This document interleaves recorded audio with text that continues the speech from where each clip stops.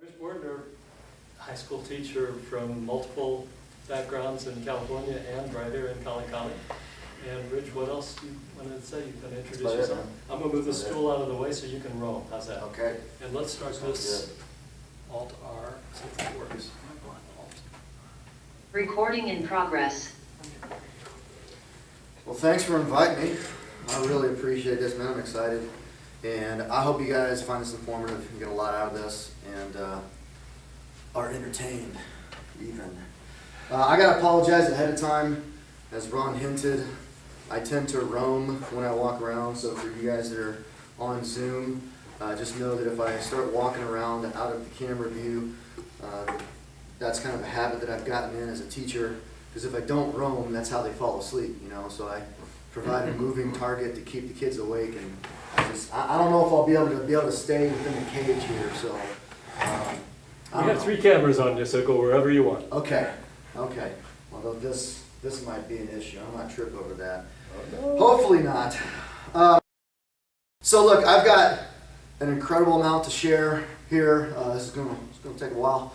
So it's going to be a bit of a drink from a fire hydrant, so I'm going to not waste any more time. I'm just going to jump right in, okay? Let's see, how does it advance? Yeah, getting us started. There we go. Okay. There you go. So a little bit about my background. I'm not trying to prop myself up in self-aggrandizement or anything. This is actually relevant to the content of the talk. As Ron said, I've been teaching in public schools for 16 years now. First 3 years was in Compton, California, which is inner city LA. And then the next 9 years was Mission Viejo, California, which I don't know if any of you guys know. I know Ron knows California geography. That's deep south Orange County. So not quite LA, inner city, but not quite wholly upper middle class either. The school that I was working at was 35% Hispanic, 30% free and reduced lunch. So it was a good mix demographically. And then currently, for the last 4 years, I've been at Plano Senior High School. So I teach English and philosophy there. And due to the subject matter I teach, I get into a lot of really deep conversations with students where I get to see and hear where they're at in terms of how they think and how they live and move and have their being and all that stuff. So, you know, you could say that each school that I've taught at has been really diverse and really different, but there's also been a lot that's the same. And so the content of the message today is on that part that's been the same. So I've discerned certain patterns over the years and in student thinking, certain commonalities that, you know, we can all point to exceptions, but by and large they hold whether you're talking about kids in inner city LA or Orange County or North Dallas suburbs. And so for those of us in the church who are charged with passing the baton to the next generation, which that's all of us, even if you're not a parent or a youth worker, that is everybody's job in the church. It really helps to get a handle on what these patterns are and kind of think through how should we respond and how should we then live. So that's what I'm going to do today. And as I alluded to earlier, there is just so much here. When I initially did the rough draft of this talk and I ran through it, it lasted an hour and a half. And you know, I got time for that, so I had to triage it quite a bit. And so what I'm going to do is I'm just going to focus on 2 of the patterns.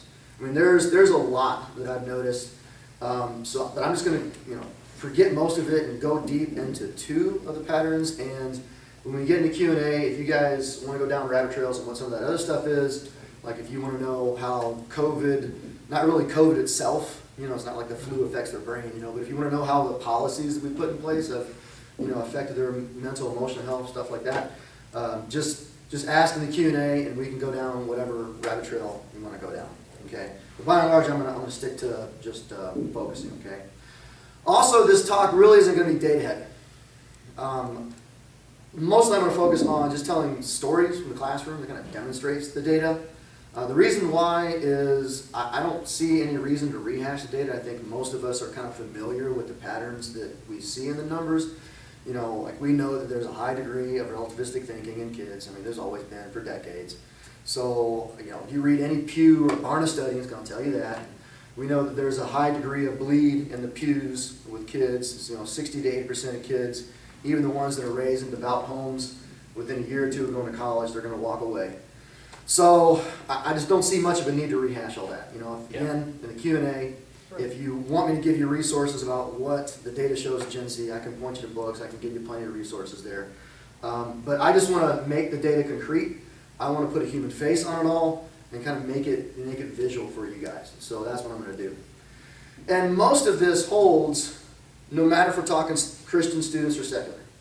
Yeah, we can all point to exceptions in our youth groups of kids that are bucking the trends, but at least in my classes, and what I've noticed, the Christian students buy into the secular ways of thinking almost to the same degree that the secular students do. So, there's not much of a difference, okay?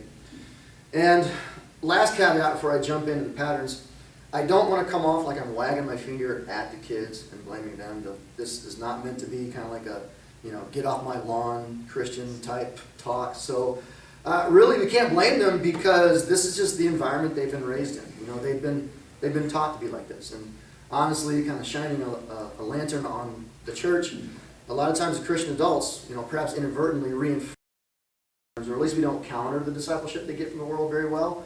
And so the kids just, they go along with it. They pick up on it. And, honestly, if I was in their shoes, raised as they've been raised, I would be the exact same way. So, I can't look down on them for this. So, My generation is responsible.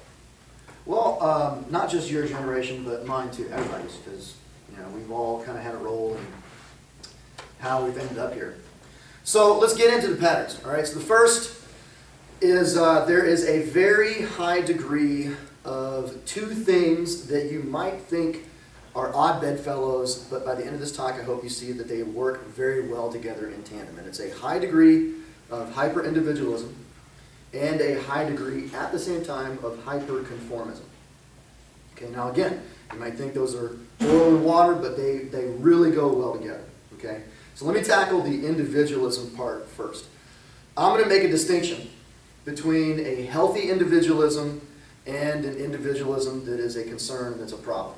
And it's the latter that I see a lot of in the classroom. All right? So the healthy individualism is the individualism of the Declaration of Independence, the individualism of Martin Luther King Jr.'s letter from Birmingham jail, Martin Luther's refusal to recant. The man that keeps his head while everybody else around him is losing theirs, as Kipling writes. So it's largely not that kind of individualism. The student's kind is, it's a worldview that a couple of writers have lately really been able to articulate well and put their fingers on. One of them is Carl Trueman, another one's Rod Dreher, another one is Alan Jacobs at Baylor.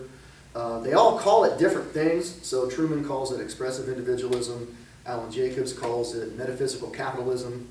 For some reason, I don't quite get that term, but sounds cool. But it's all kind of boils down to the same idea.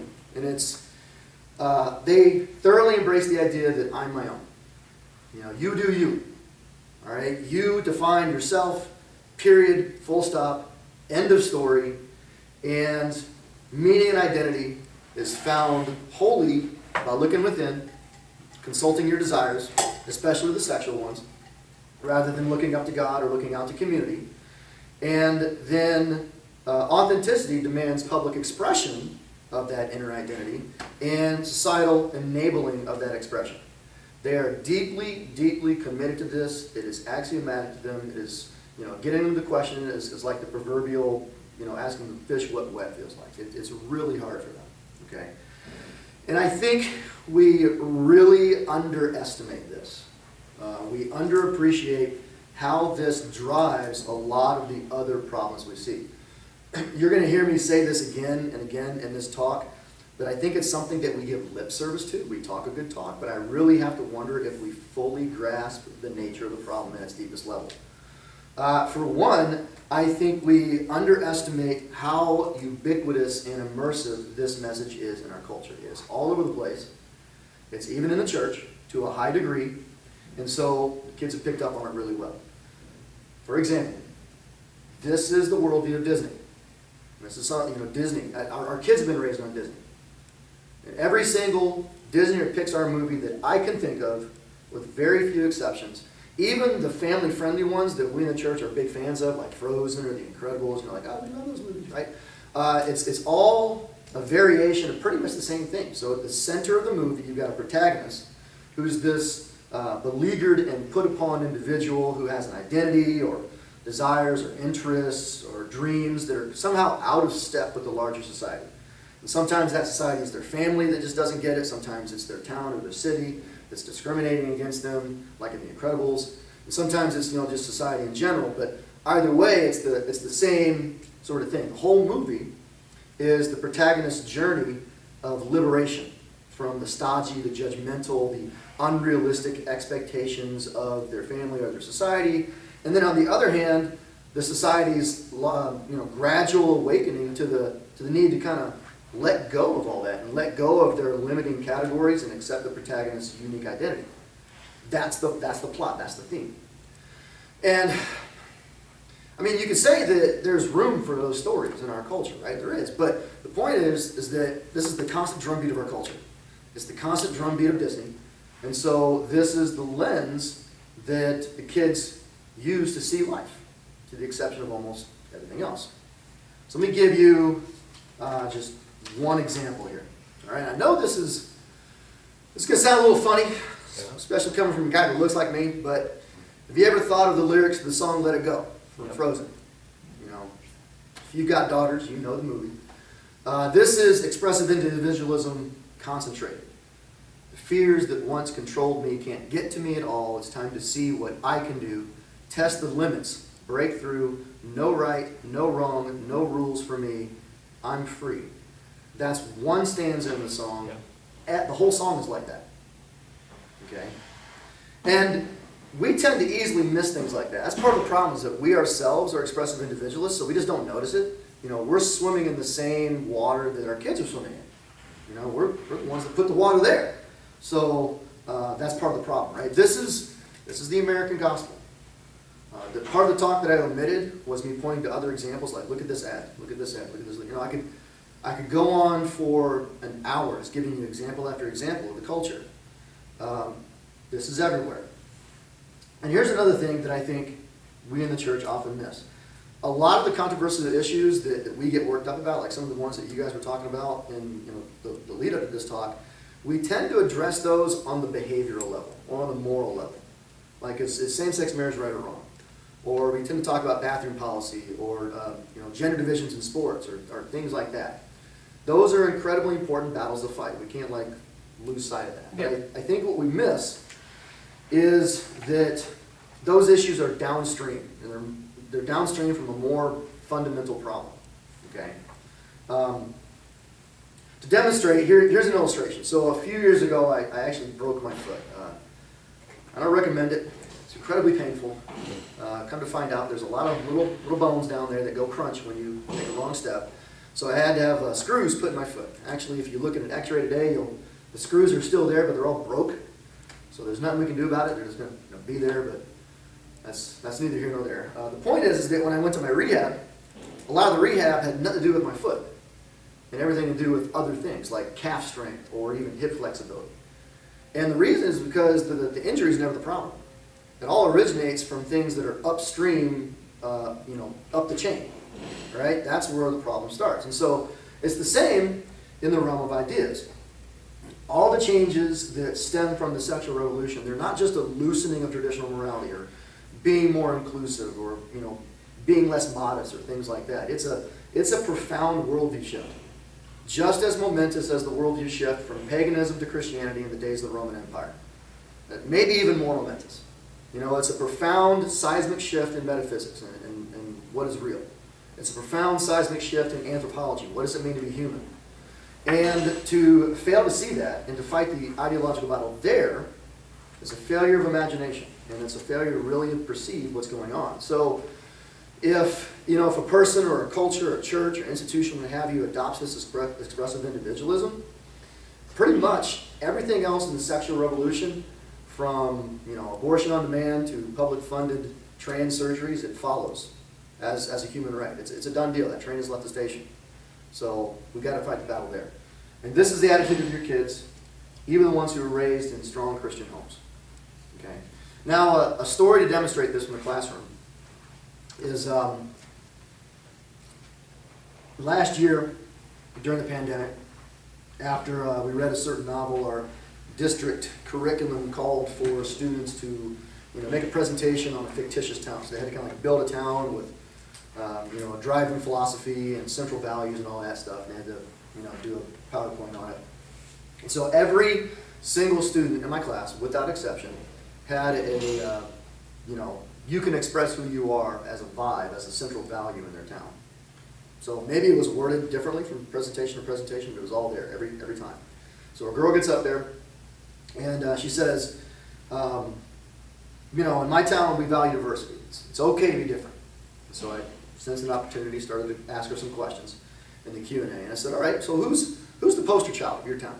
Who's the exemplary citizen? So she said, Willow and Jaden Smith, because they're edgy, that was her term, lifestyles have been rejected by the black community. And then what do you think she meant by edgy? Right? The permissive sexual ethic, LGBT and all that. I think Willow is polyamorous, according to this student.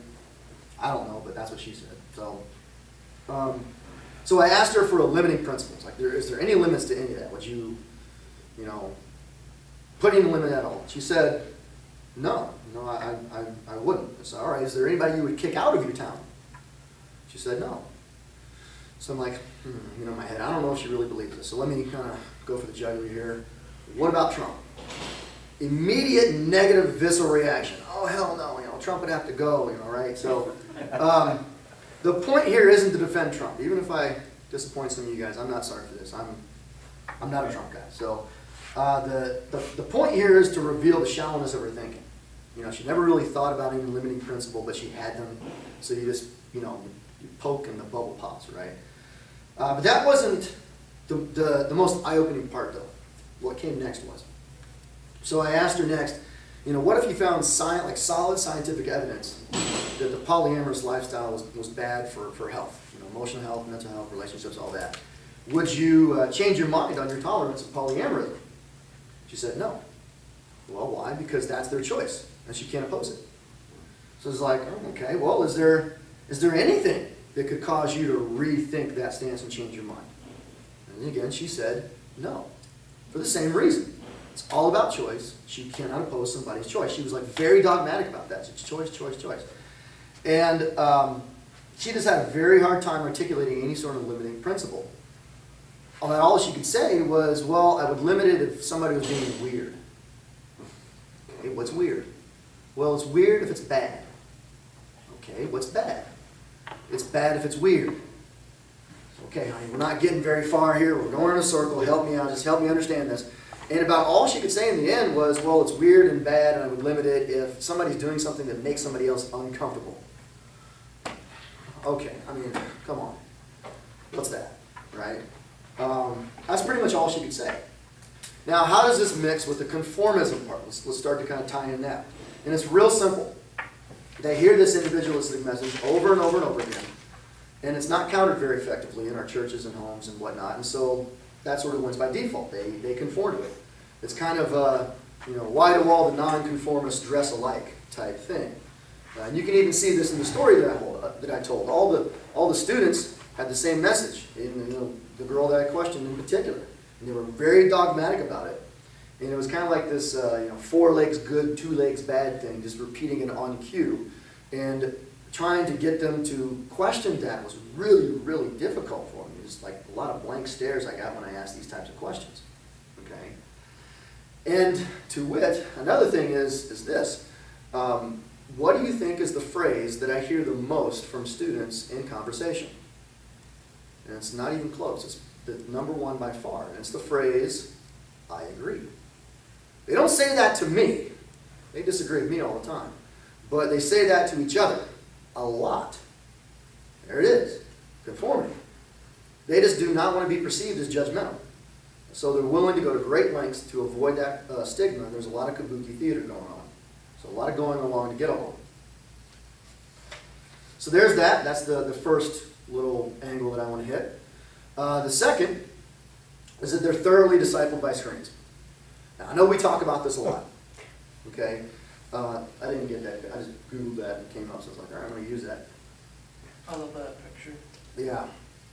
So we say all the time in Reasonable Faith, it's kind of a mantra of ours, that ideas have consequences, and that is very true. But other cultural factors are in a symbiotic relationship with the ideas and drive the patterns that we see.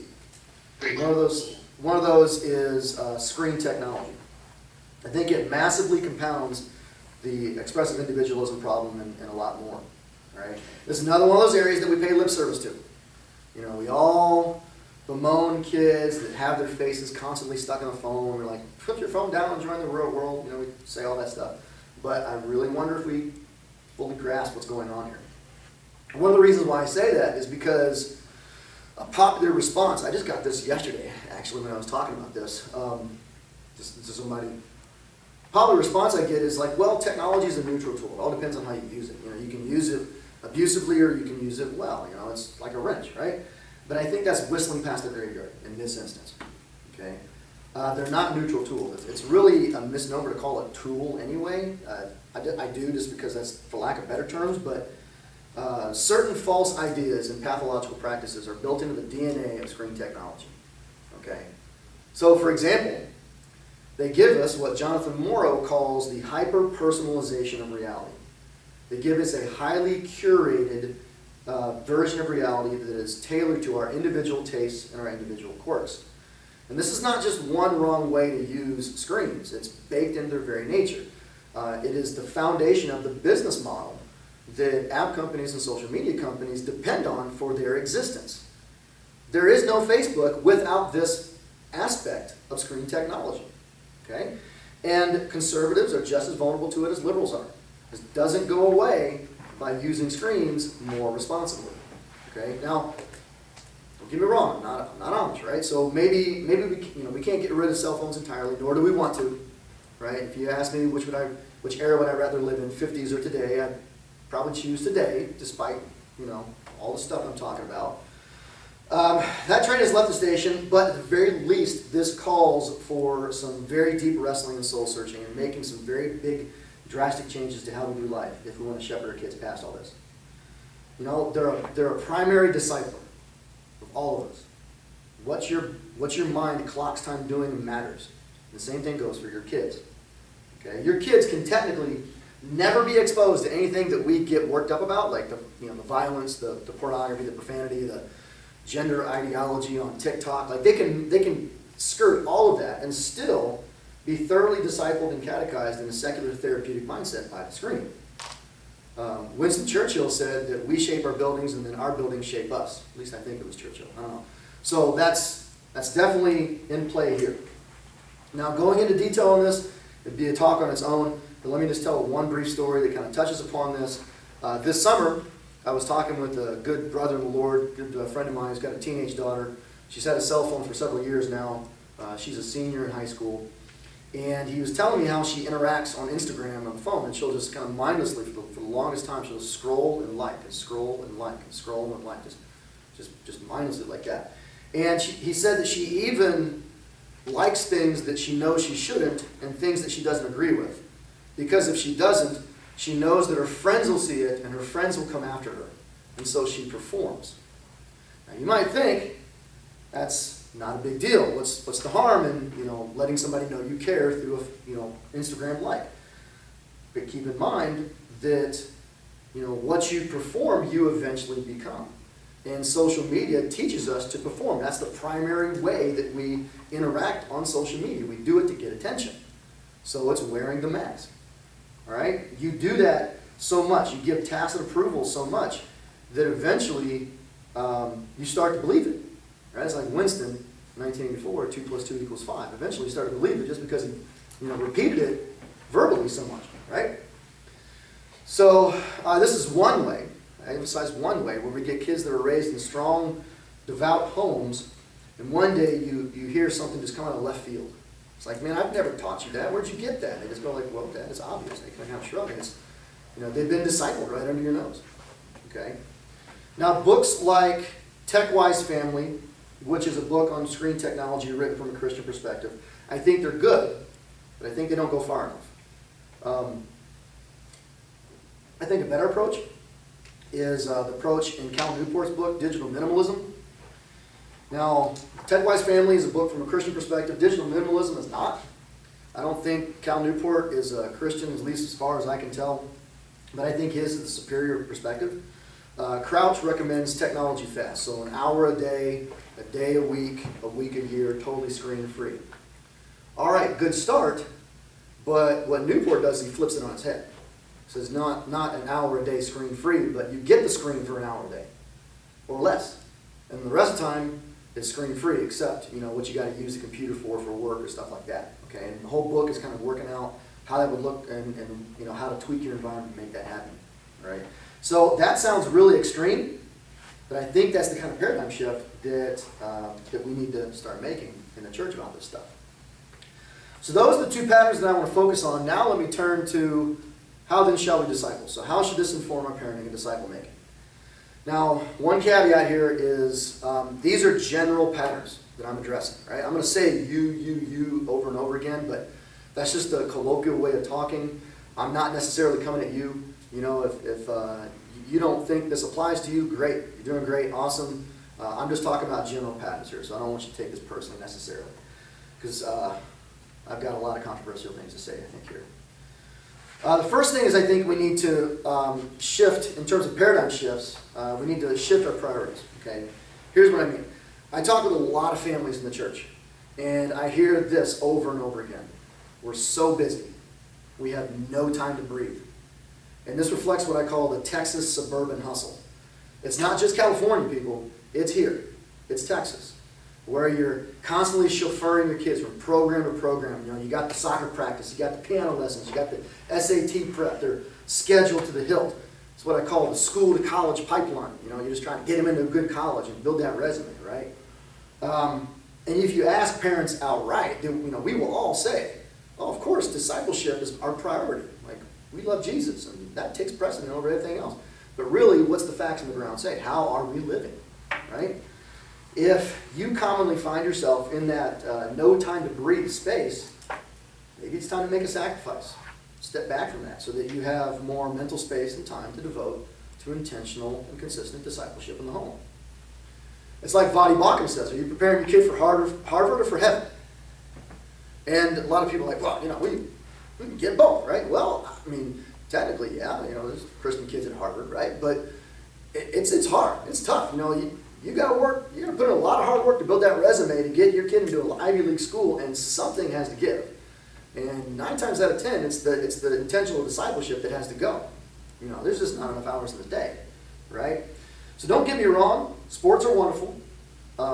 Getting a good SAT score, that's important, but does it merit the intense focus that the suburban life demands? If you're frequently getting dinner on the run, you don't have time to sit down with your kids and talk with them, or you don't have time to sit down and actually read to them, for example, if Sunday church gets overshadowed by the Sunday soccer game, then maybe it's time to scale back. Maybe it's time to, put some limits. I'm not saying don't do sports. My kids do. I'm just saying put some limits. The tail shouldn't wag the dog here, okay? And then next paradigm shift is we need to shift on our relationship, how we conceive of the relationship between parenting and education. So I think there's 2 over-reliances that we tend to make here. And you actually kind of brought this up in one of the things you said. What's your name? JT. JT. You brought this up. I was amen. I am Gen Z, so I'm Okay. 21. Let me tell you about a conversation I got into with some guys in my church this summer. So we were talking about the intellect and the Christian life.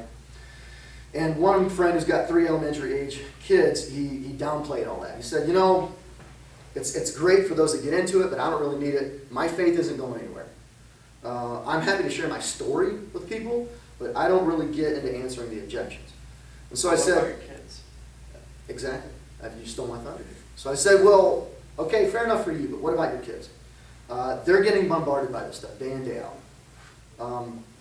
You don't even know the half of it. They probably don't either. And if they can't come to you to get help with the challenges and get answers because you're not building your own intellect, where can they go? And so he kind of jokingly, but half not jokingly, pointed to another guy who was like a volunteer in our youth group who was in the conversation. He said, yeah. And so I said, I think this reflects a few common ways of thinking that we should question. Number one is an over-reliance on pastors and professionals for discipling kids. And number 2, an over-reliance on schools and teachers for the intellectual education. Now, don't get me wrong. I don't want to throw the baby out with the bathwater. I don't want to say it's all on your family. You can't get help. Of course you can get help. Of course you can outsource, right? we're the church. But I think we have an we go too far in the other direction. We just rely too much on the professionals, Yes. right? And so what I mean by this is that kids, especially if they're in public schools and they're on social media, they're getting bombarded by the lies. And most parents, I think, don't know the degree to which this happens in their kids' world. And I think they really don't grasp the depth of it. Realize that public school is not neutral. Okay, I teach in a public school, but it ain't neutral. Secular is not synonymous with neutral. Every school has a worldview. And in public school, it's antithetical to Christian discipleship. And furthermore, it's immersive in nature. Okay? Now, I realize, I'm going to be careful here, I realize that not all families can do homeschool or private school. Okay? So, we public school our kids for a time. We probably will in the future, to be honest. Again, this is an area of charity, and there's plenty of valid reasons to send your kid to public school. All right? I acknowledge that. But what I'm saying is that no matter what kind of schooling you choose, you got to go into it with eyes wide open. You've got to be honest with what you're doing. What you're doing is you're sending your kids to be mentored by the government. You're sending your kids to be educated and shaped and discipled by a system that is coming from a different place, that actively undermines the gospel. And for those, even for those that choose home or private school, still, same thing. You got to recognize there's no Panachas. All right? Those kids can still be bombarded by lies too, and all parents have to be on top of their game. You're still the educators. You can outsource, but you're the default, not the other way around. Okay? So the point is that if you're not educating yourself and you're not competent to give them solid answers to those lies, if not you, who? Where else can they go? Your kids will not stop having questions. They'll just stop asking you the questions. Right. And they'll go to Google, they'll go to, God forbid, they'll go to TikTok, or they'll go to their peers, and you might not like the answers they get there, but you won't have a say in it by then. Okay? So realize that the math is not on our side. What I mean by that is, even if they're in youth group, they're, it's 2 to 3 hours, max, a week. But it's 8 hours a day, 5 days a week in a secular system. You send them to be salt and light, but the school is doing everything it can to beat that out of them. Okay? You add social media discipleship on top of that. It's not a fair fight.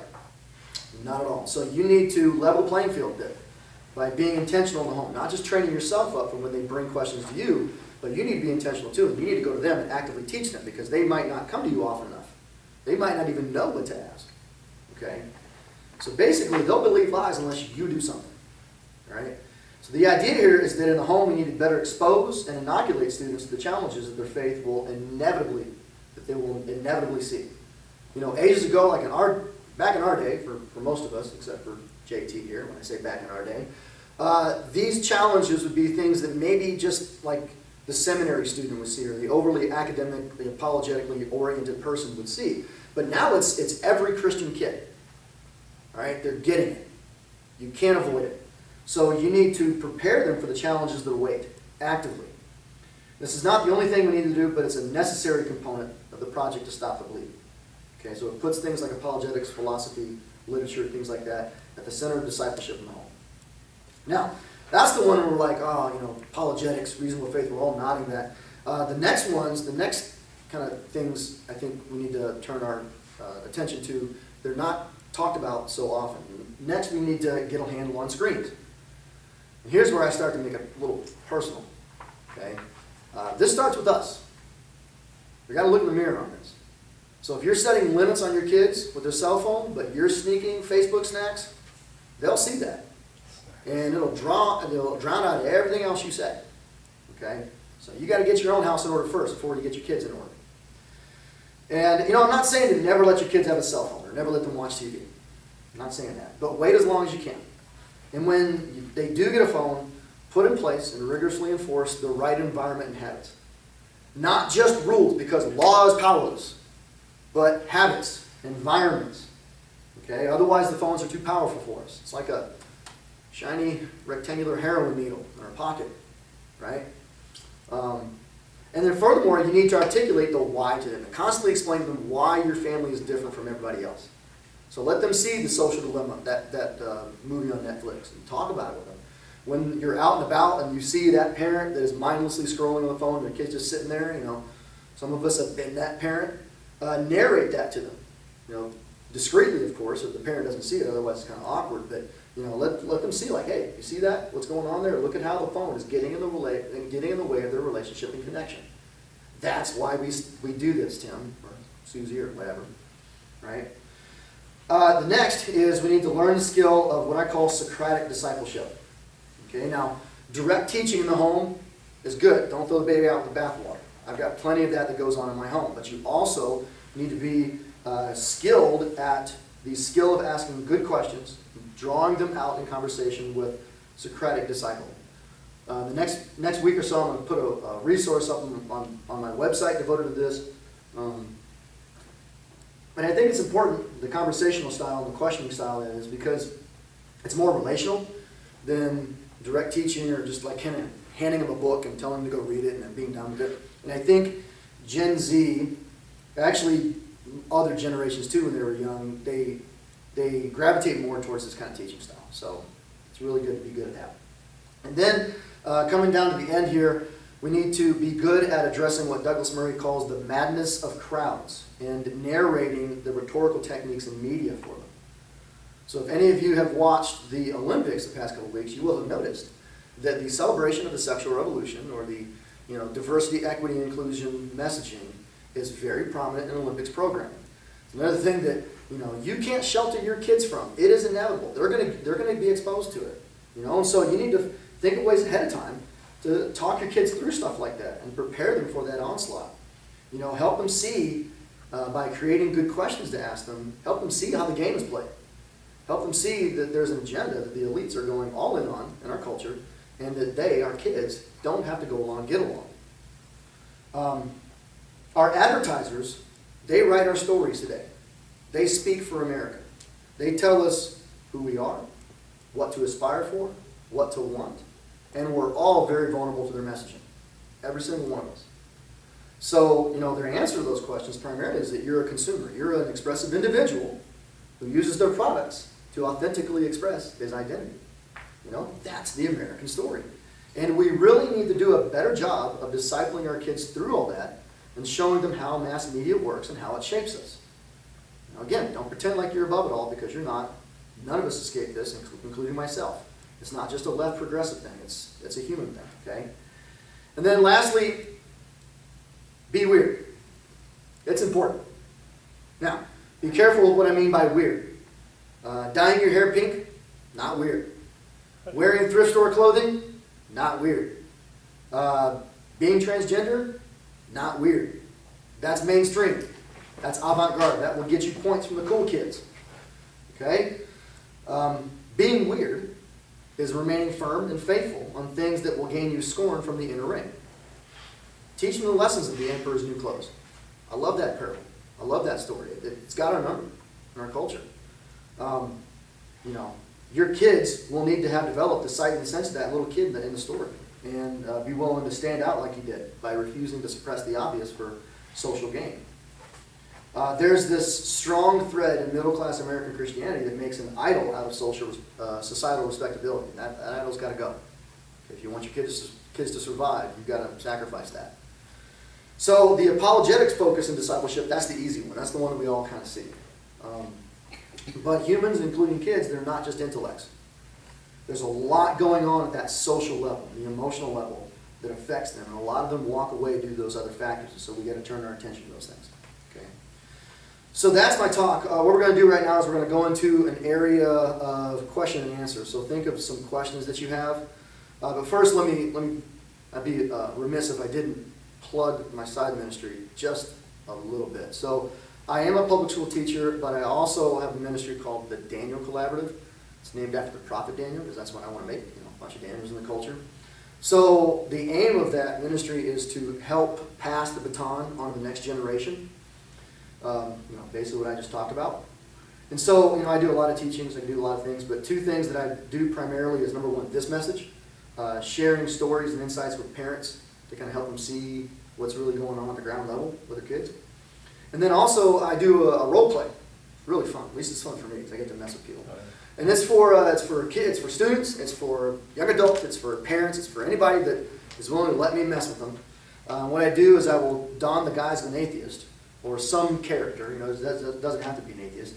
And I'll dialogue with the audience for a period of time. So it's interactive. And I'll try to challenge them, and they try to challenge me, and we'll go back and forth. And then afterwards, I'll come out of character. It's really fun when they don't know that I'm a Christian. So that's like, the real fun stuff. Then I'll come out of character, and we'll debrief. I'll walk them through the challenges, and I'll end with a message of encouragement and help them formulate a game plan for like, all right, you need to prepare. So let's talk about how to do that. How do you form your intellect in Christian discipleship? And so it's kind of like a tearing down, then you build them up. And the goal of both is to wake the audience up for the need for apologetics, philosophy, theology, training, and discipleship. And it's one thing if we could just, if we could tell them, give them all the Bible verses, and it kind of like bounces off their heads. But then you put them in touch with their felt need by like putting them in this situation, and like, wow, it really gets their attention. So I would really love to do that more. So if you're at all interested, if this message hit and you want to bring it to your church or you want me to do the role play, my website is danielcollaborative.com, and my contact information is there. So I would love to work with you guys. That's why I even call it collaborative after all. So what kind of questions do you guys have? Let's kind of get some stuff from the audience. JT. I have a lot. Go ahead. And a couple of observations because I do research and analysis work for my organization, so I also crunched some numbers during the last little bit. So we were talking about time spent in discipleship. So just a quick observation of mine with the numbers.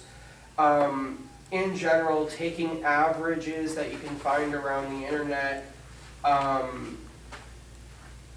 being generous if our kids, or in my case my siblings, are in church or being discipled in some fashion for 5 hours a week, that's 3% of their week, and 60% of their week is in the secular world, in an immersive culture through social media, their phones, or their schools.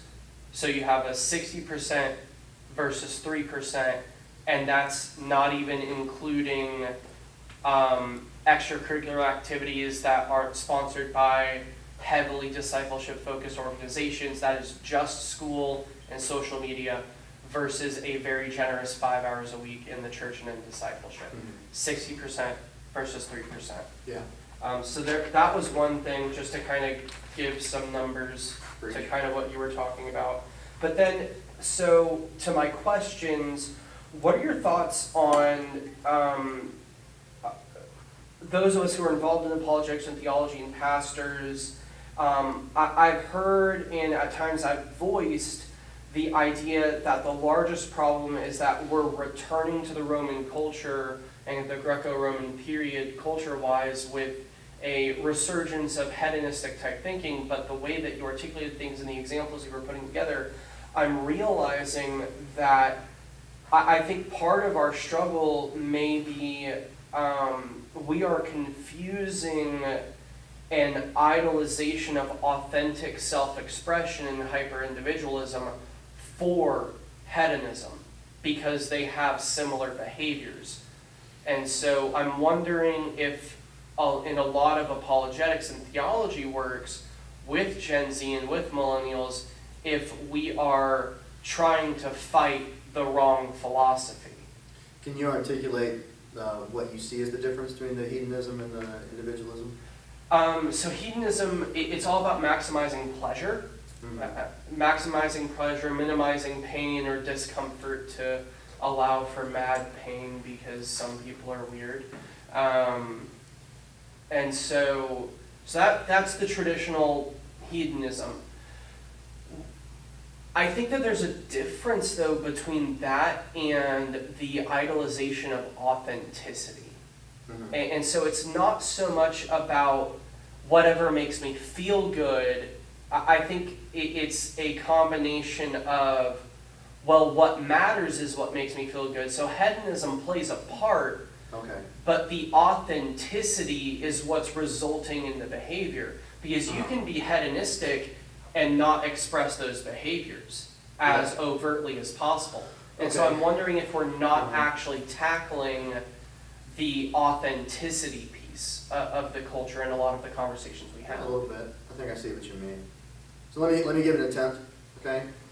First, let me touch upon the numbers that you ran earlier. I think part of the issue with those numbers, and you're spot on, is that in their secular spaces where they're spending 60% of their time, even if there's not like this crazy gender woke ideology that they're getting explicitly, even if none of that happens there, I think one of the main problems is that, think of what secular means. Secular just means that God either doesn't exist or he's irrelevant. Mm-hmm. So in these spaces, including in school, it's almost never talked about.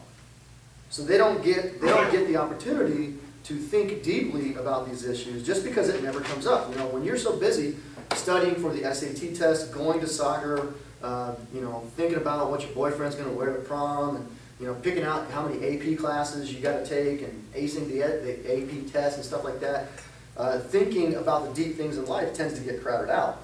Mm-hmm. And so they tend to think that they just haven't had the reps, and also that sort of milieu flattens everything. Mm-hmm. So it turns religion into a smorgasbord of ice cream choices. Mm-hmm. It subjectivizes it. So that's, if it's all irrelevant, then it's just kind of, life enhancement. So why devote much time to thinking about that? Mm-hmm. So I think that's part of the mix here. You might not think that if they're spending so much time, unless it's like, you might think that unless it's explicitly being anti-Christian, it's not a problem. It's like, well, no. It still can be a problem because they tend to think of it as irrelevant because they just never talk about it. So there's that. Now to your hedonism, individualism question. So Carl Trueman's recent book, The Rise and Triumph of the Modern Self, I think should be necessary reading for us because he really nails it.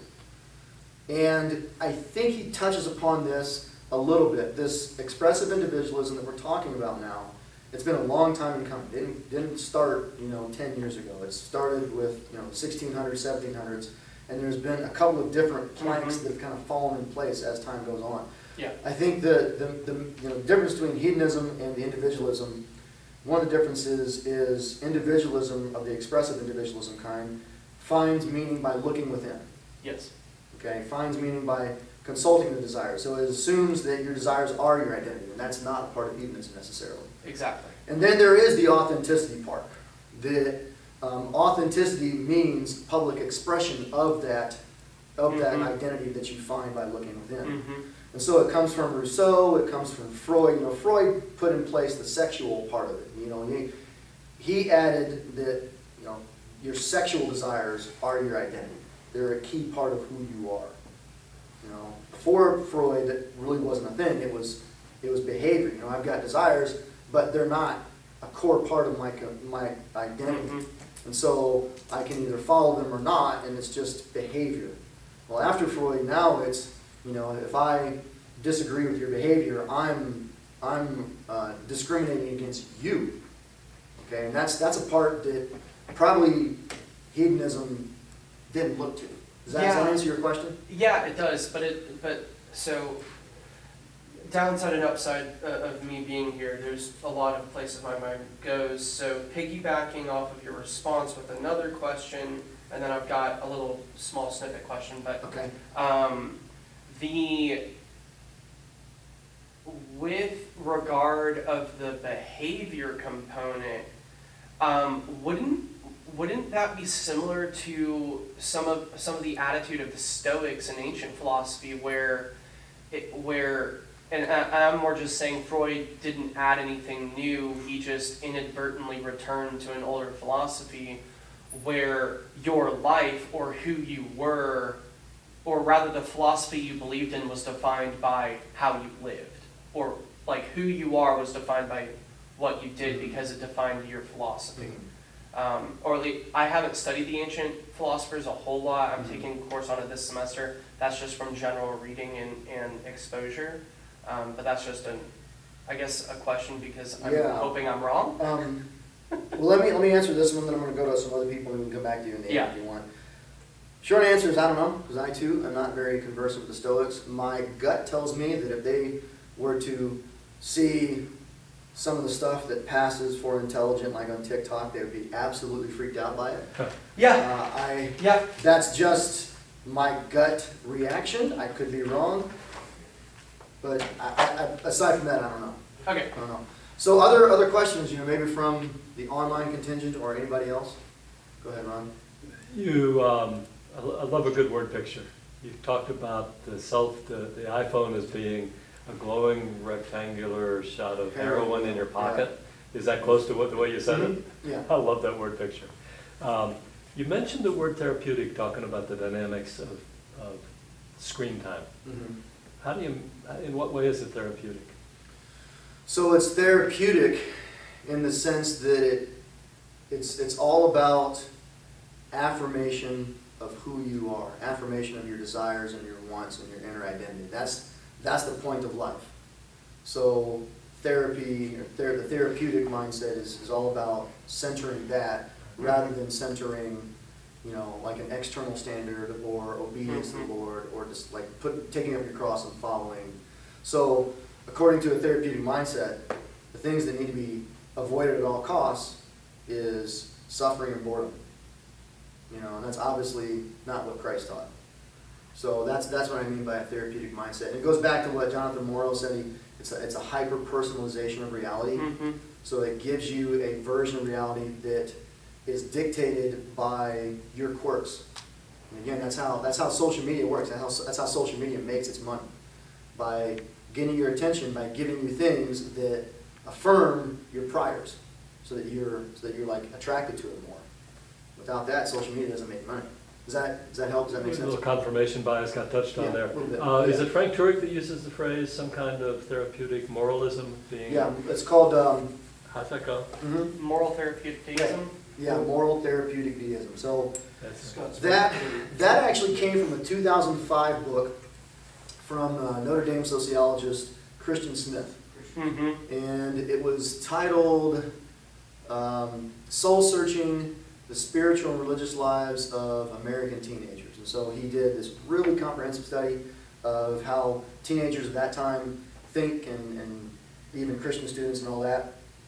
And what he found as the default religious view in Christian American teens, whether nominal or devout, and then therefore the default view that is like the default theology that's taught in a lot of American churches, is this moral therapeutic deism, where the idea is God exists, the goal in life is to be happy, God is there in a pinch when you need him, like when you're going into a sports game and you need to win, pray to him. But other than that, not really a thought in your life, and good people go to heaven when they die. Now, it's pretty much the view that most of the teenagers articulated, and it's the view that our churches have given our kids. So it's just I guess a very clever way of saying that they're an inch deep and a mile wide when it comes to theology. And movies like Bruce Almighty don't help. Right. Right. And to be fair, this was the view that I was raised with. Yeah. This is the view that I was given. It's not unique to Gen Z parenting. It's been around for a long time. Other questions here? Yeah, we just finished a survey of our own that we're in the process of releasing. One of the things that has come up is that within Christian circles,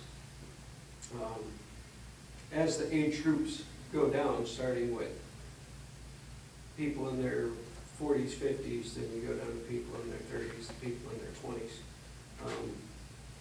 And as you look at the age groups like that, it's a steady decrease in what used to be called foundational beliefs.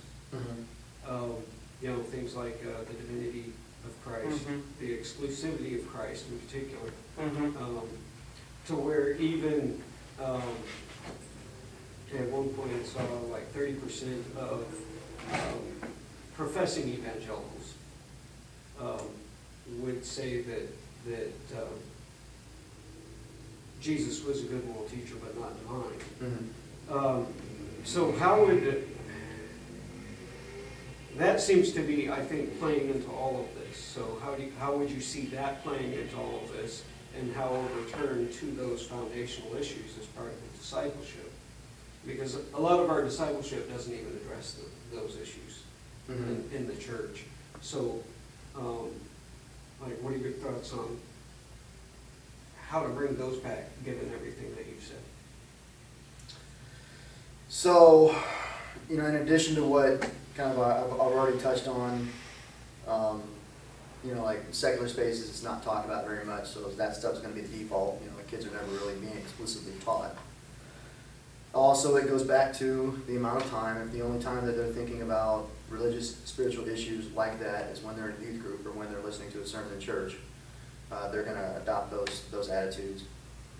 So I think, look, there's no silver bullet, and you can still do everything right, and the kids still end up there. Like I remember listening to a story of a girl who was a daughter of a famous apologist, and he has a really famous ministry. And so she was an apologetics terminator growing up. Like, she could articulate the hypostatic union at age 10, with her eyes closed. But she turned 18, 19, and walked away. Not just, a little bit, but it was a spectacular falling away. So everything that I say, people are human beings. Like, they can make their own choices, right? So just take it all with a grain of salt. That being said, what I think will help is, number one, parents being more intentional in the home, kind of trying to even the playing field a little bit by intentionally doing discipleship. And there's a lot of ways to do that. I know that seems to your average parent very overwhelming, but my practical advice would be just to start simple and build from there. So, what are you doing now? What's one thing you can add? Maybe having dinner as a family 4 days a week is a good place to start, where you're actually conversing screen-free with your kids. You're asking them how their day went, and if they say fine, which is probably what they're going to say, you know how to ask more probing questions to kind of draw them out in conversation. Start there, and then build from there. The Japanese philosophy of Kaizen, I think, is something that we could all learn from. You don't have to completely overhaul how you do life in the home. Just do one thing, and then once you get that one thing down, add to it. If you already do dinner, then maybe add like a prayer list where you're praying 3 to 4 times a week at dinner. If you're already doing that, then add a devotional. If you're already doing that, then the beauty is of living now is that there's so many resources out there. You don't have to reinvent the wheel.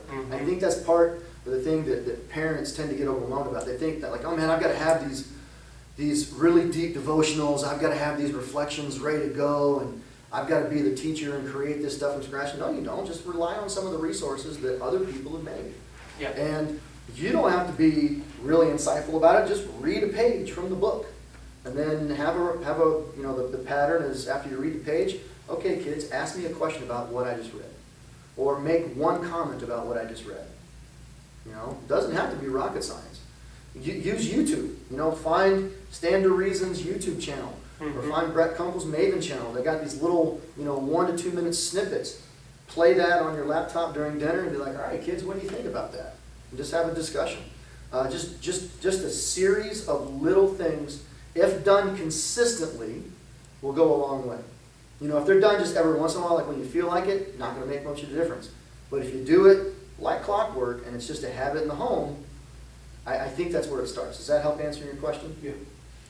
And just don't, I hate to bag on my friends. I love my friends. Just don't be that guy that's like, yeah, I've got my faith. I don't really need this. Yes, you need it. Essentially demands it. I know that's very easy for us to say. That we're the apologetic nerds. Your kids are gonna hurt. So you don't have to be a PhD level person. You don't have to go get a degree in apologetics. But just start somewhere. Start reading a book for 20 minutes a night before you go to bed. Try to get in a couple books a year. You've got to educate yourself. You don't got to be an expert. You got to get on the road. Yeah, that was a long-winded answer, but I hope that hit. Can I make a comment? Go ahead. I'm actually going to have to duck out here, but I just want to say this is really phenomenal, and I think your information is spot on, and it's excellent.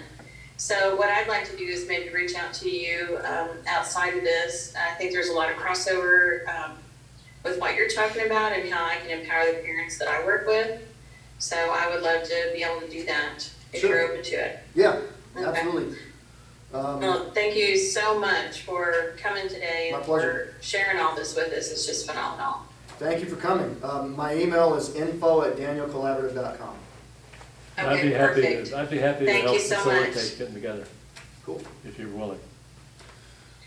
Other questions? So I've got a question here. Go ahead. Well, first of all, yes, I want to echo just those expressions of appreciation. Very insightful message here, so thank you so much. You mentioned a quote from Bodhi Bacham about choosing Harvard or heaven for your kids. Yeah. And I don't know if you've read his book, Faith Driven Family, or not, but he has a pretty extensive critique of the youth group approach. So I just want to get your thoughts on what kind of paradigm shift you would like to see in terms of just youth ministry, shifting it over to parents, and how could that practically happen? Hey, Rich, before you answer that, didn't you present and do the atheist thing with our youth group here? The young adults. Not the students, but the college age. Leon's group. Yeah, Leon Leon's group. Lumber, okay. Yeah, and they, it was one of the ones, I'll get to your question in a minute, but just as Ron cut it up, man, that was so much fun for me because that was one of the ones where they didn't know I was a Christian. And Those are always fun. when they found out, man, they lost it. So that was a really fun moment, and I had a thrill of being with that group. They were really energetic and really into it. It was really I thought you did something with Chase Durham also. No, it was just the young adults so far. Okay. Yeah. So your question, I haven't read Baucham's book, but I have a sense that probably I would agree with a lot of it. So I don't want to make it out like it's all darkness and there's no bright spots. I think there's some bright spots out there. I think some youth pastors get it. They're doing really good stuff. And there'll always be a remnant. There will always be a remnant. Amen. But by and large, I think, even if there's not this entertainment-focused youth group culture like there used to be back 20 years ago or so, I think my sense is that that's waned a little bit, but there's still a lot of it out there, okay? I think, again, I hold on to this lightly. I see you shaking your head. I hold on to this lightly. I could be wrong. What I think is a big obstacle is a lot of youth pastors have a stereotype of apologetics. If I teach my kids apologetics, it's going to make them combative and argumentative. And they're going to get on campus and they're going to try to bring their apologetics guns and they're going to try to overwhelm the opposition, and it's just not going to work. I think that's a stereotype that a lot of pastors have. And so I think the solution is to, address that. Get pastors to see it is necessary. Get them to see that their kids are going to be vulnerable if they're not given this stuff. And, reason with them and say, look, that can happen. But it doesn't need to happen. It's not necessary. I just wrote a blog post on this the other week. It's on my website where I talk about, look at other areas of our life. Yes, science can be abused. But would any of us discourage our kids from going into a STEM field because of that? Karate can be used by a bully. Just ask Daniel-san. Right? But Mr. Miyagi loves karate. It's just, there's no bad student, only bad teacher. Right? So it's all in the approach, youth pastor. It's up to you if you want to avoid that stereotype of making kids overly aggressive. That doesn't mean avoid teaching apologetics. That means teaching apologetics with the right attitude.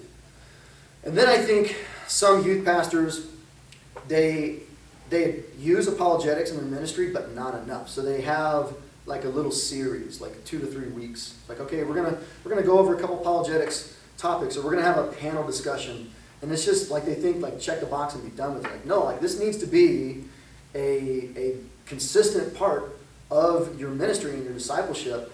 I like what J. Warner Wallace says. He says we need to shift from entertainment to training. We need to train our kids. If you're going to run any sort of race, like a 5K, 10K, marathon, whatever it is, or a Tough Mudder, or you're going to go to a CrossFit event, whatever the event is, you're not going to show up just having run around your block a few times the day before the race. Or studied it by reading a book. Exactly, exactly. You're not going to study a running book and then show up pretending that you're going to finish the race. The people that finish those races, they have a rigorous training regimen, like for a long time leading up to the race. So our attitude needs to be the same. And so, you know, just, I don't know, one-to-one connections and making that case. I don't have any other way of communicating that but that. And I think that's the kind of persuasion that we need to be doing. Does that answer your question? Yes, thank you. Yeah. Let me comment on that a little bit, and that is, as a Reasonable Faith chapter director, there are now over 200 chapters worldwide, which is really good. Now, they're not all active, at least as much as we'd like them to be, but the one common thing that new chapter leaders always bring to their discussion in their Facebook group is that they approach pastors and they get shut down. Yeah. This is ubiquitous. Mm-hmm. It's almost 100%. Yeah. I think there's just a lot of uneasiness. Well, it's also maybe poorly presented. A little bit. Yeah. So that just reminded me of something else I want to add, okay? I think God bless our hearts in Reasonable Faith. But I think, you know, we focus on the questions like, does God exist? Did the resurrection happen? Reliability of the Bible. I think those things matter. We don't need to, like, jettison those. But we need to also turn our attention to some of those things I was talking about at the end of the talk, like how mass media works. Because that is an incredible influence on kids, and not a lot of them really know what time it is. You know? They don't know the little subtle intimidation and manipulation techniques that people on TikTok, when they're making their crazy gender ideology videos, are using. Like, this stuff just kind of washes over their heads, and they're like, they're not ready. And so we need to do, in apologetic circles, we need, like, that also matters. Maybe even more than, like, the case for the resurrection, because you can present the facts all day. Like, I've seen this in my classes. I really have to focus on the presentation now. I really need to focus on the optics, because it's not just presenting the facts and then they'll come to light. Most of them don't. You know, human beings don't work that way. We are very complicated creatures, and so we gotta turn our attention to those optics and to those more subtle parts of us that also influence, you know, how we live and move. Don't confuse me with facts. Yeah. Yeah. My truth, I'm going to find my truth by following my heart. Yeah. I mean, I get where you're going. This ain't beanbag.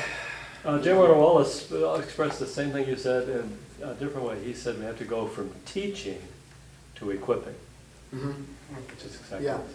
the same. One of the things that one of my buddies does is Brett Kunkel with Maven. He's got his own ministry. Is he does what he calls these immersive mission trips, Yeah. where he'll take a youth group in a church to Cal Berkeley, and they will hear the presentations from the atheists. They'll be on campus talking to people and doing surveys. So it's like, you know, they're not going to India, they're going to Atheist Central.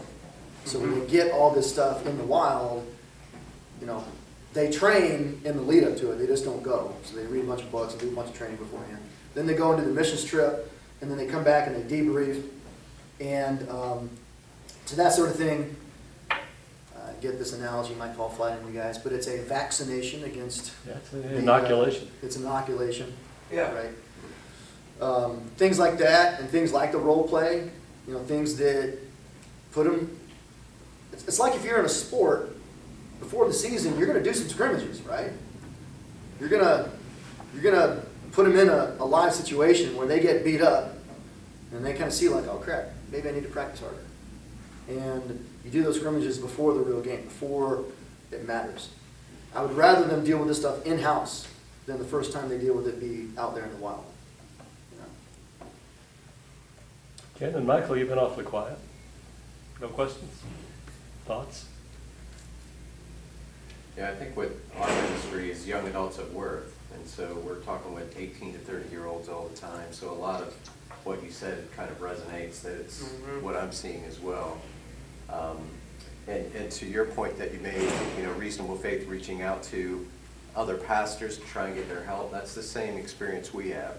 And we reach out to young adult pastors all around this area, and we say, hey, we're a free ministry that comes and helps you be successful at reaching 18 to 30-year-olds.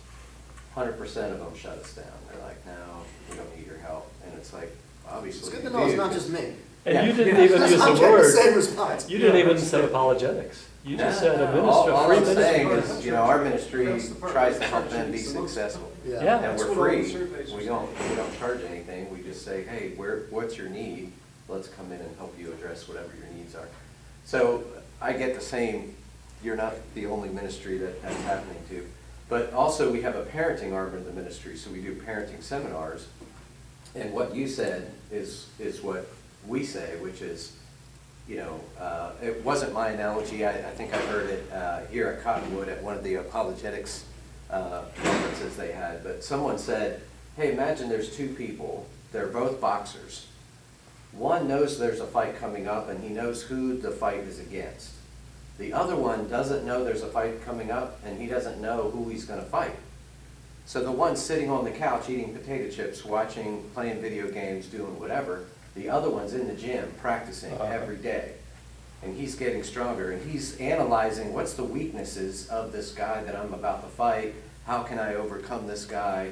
And so all of a sudden the day comes and the guy who doesn't know realizes, oh crap, I got to fight, I'm going to go in the ring now.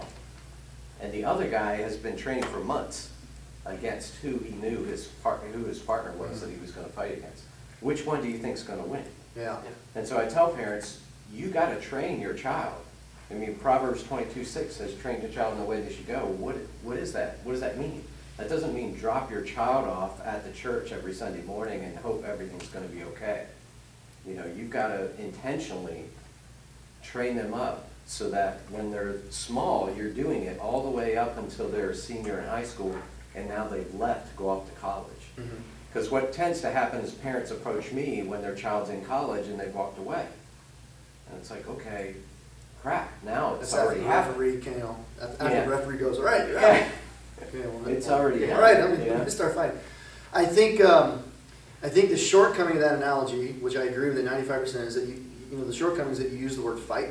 And so when you give that analogy to parents, and especially pastors, they're going to hear that word fight, they're going to automatically translate it to culture war.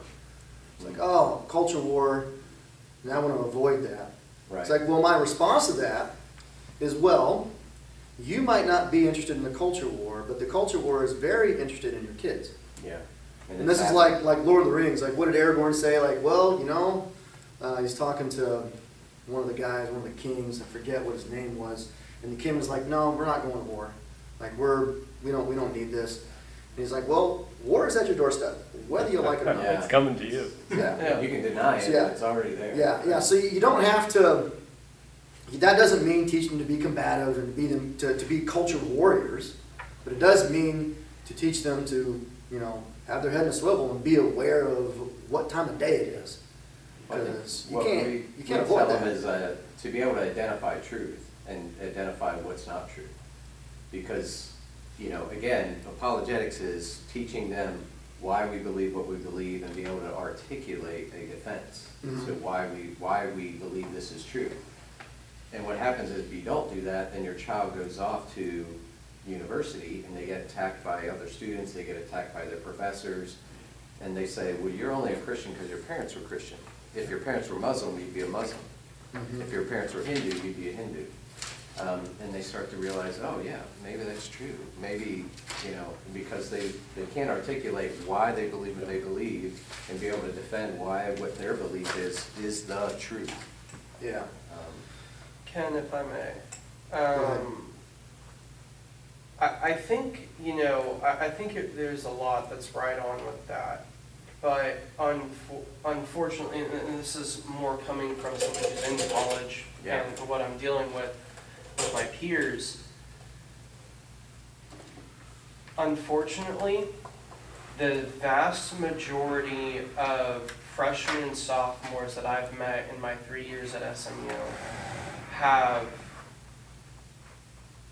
even if they claim to be devout Christians, they can give, and I think this goes into the whole apologist's daughter who left.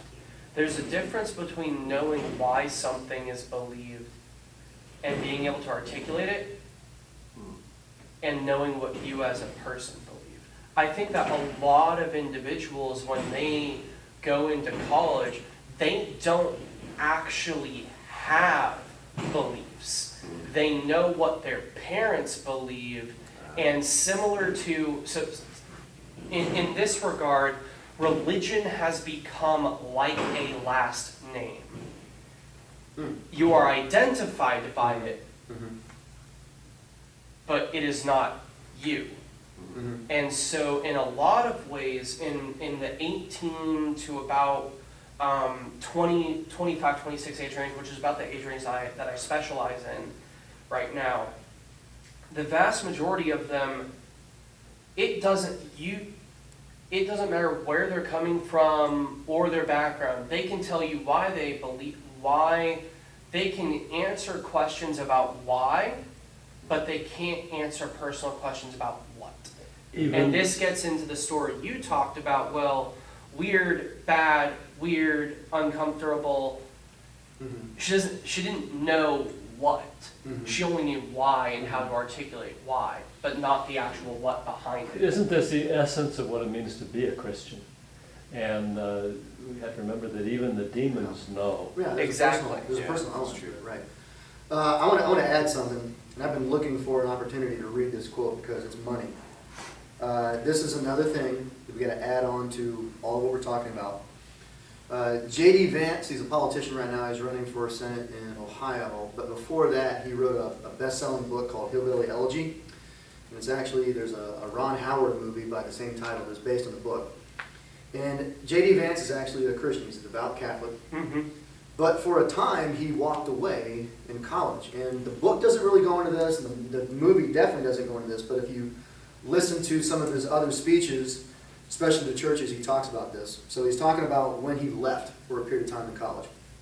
And this is really insightful, okay? He says, "My abandonment of religion was more cultural than intellectual. And the truth is that I discarded it for the simplest of reasons, the madness of crowds. Much of my new atheism came down to a desire for social acceptance among American elites." This is why I say we've got this strong thread of social acceptance and respectability in American evangelicalism that's got to go, okay? He says, "I spent so much of my time around a different type of people with a different set of priorities that I couldn't help but absorb some of their preferences. I became interested in secularism just as my attention turned to my separation from the Marines and my impending transition to college. I knew how the educated tend to feel about religion. At best, provincial and stupid. At worst, evil. I was fitting into my new caste, indeed an emotion. I'm embarrassed to admit this. And if I can say something in my defense, it wasn't really conscious. I didn't think to myself, I'm not going to be a Christian because Christians are stupid and I want to plant myself firmly in the meritocratic master class. Socialization operates in more subtle but more powerful ways. My son is 2, and he has in the last 6 months transitioned from ripping our German Shepherd's fur out to hugging and kissing him gleefully. Now part of that comes from the joy of giving and receiving affections from man's best friend. But part of it comes from the fact that my wife and I grimace and complain when he tortures the dog, but coo and laugh when he loves on it. He responds to us as much as I responded to the educated caste to which I slowly gained exposure. In college, very few of my friends, and even fewer of my professors, had any sort of religious faith. Secularism may not have been a prerequisite to join the elites, but it sure made things easier." Yes. So socialization. Yes. There's a massive element to that I think, even in apologetic circles, we tend to miss, man. That's one of our blind spots. And we've got to prepare kids for, look, when you're being out in the secular world, you're going to be the odd person out. Yep. You're going to be weird. And if you're used to going with the flow, even and especially if that flow happens to coincide with the gospel, that is going to look really enticing. So we got to do a better job of preparing kids for the social element of this. It's not just a intellectual thing. Well, goes back to conformity. I want to be liked, I want to be accepted, so therefore I might think that it's wrong, but I'm going to be okay with it because my friends are doing it. you know, and I don't want them to get mad at me or look at me and think I'm weird. And as if we didn't have enough, now with the dynamics of this LGBTQ movement, you can not only be accepted, you can be celebrated. I heard a statistic, something like 4,000 fold increase in the number of Yeah. teenage girls declaring that they are either bi or trans or lesbian. Yeah. Abigail Schreier's book, Irreversible Damage, goes into detail on that. Like there's obviously some people that really struggle with that, right? But there's also last 10 or 15 years, a decent degree of contagion. That's what she calls it. So, yeah, I mean, we're a social species. We are naturally, a herd animal. And so if somebody does it and they get a certain amount of approval and celebration of it, that's going to create more of that. You know. Especially if you didn't feel significant before. Mm-hmm. And this is an opportunity to join a group where you become not just significant, but celebrated. Mm-hmm. Well, you guys, I think, let me see, there's one person in the chat here. I didn't even see this. I'm sorry if this has been up for a while. Gabe, you've been awfully quiet. Okay, it says, Oh, chat, there you go. David's saying he had to go, thanks. Before we end, any other questions from the online folks?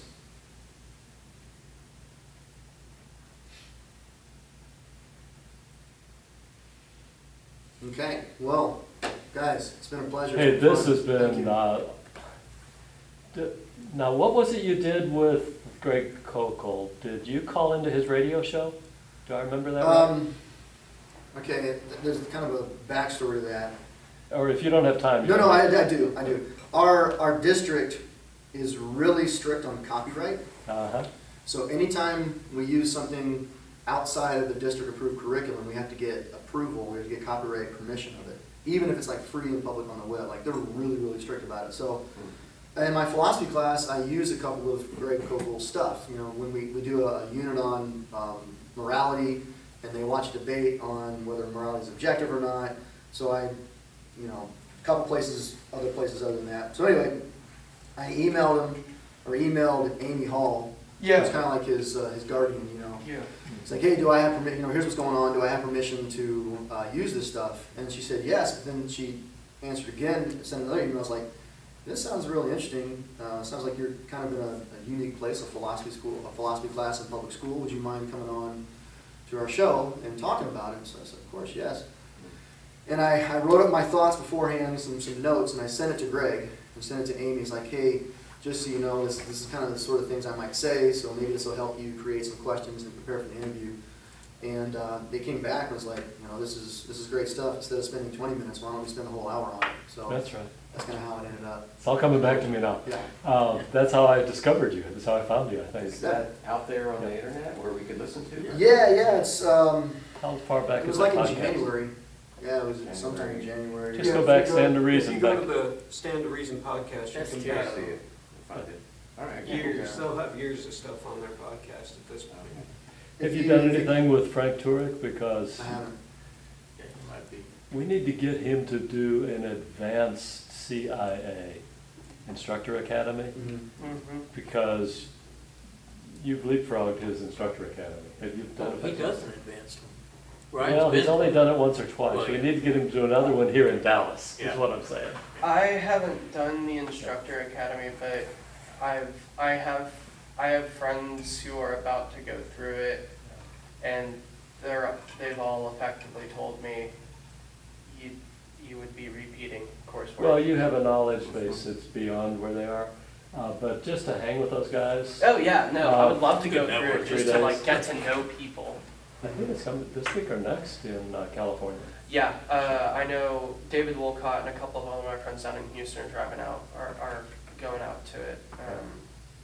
But yeah, no, it's fantastic. No, if you did an advanced one, I would hop in on that.